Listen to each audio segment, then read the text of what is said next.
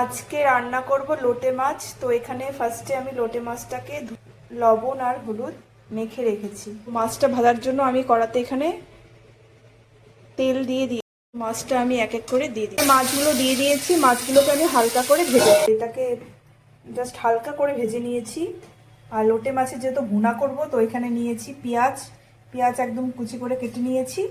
আর নিয়ে নিয়েছি রসুন, রসুনটা কুচি করে কেটে নিয়েছি। আর এখানে নিয়ে নিচ্ছি আদা বাটা, আর এখানে লঙ্কা বাটা। তো এই দিয়ে আজকে হবে। তো কড়াতে তেল দিয়ে দিয়েছি পরিমাণ মতো। এবার আমি এখানে এই রসুন কুচিগুলো দিয়ে দেবো, তো হালকা করে ভেজে নেব। পেঁয়াজ কুচিগুলো দিয়ে দিয়েছি।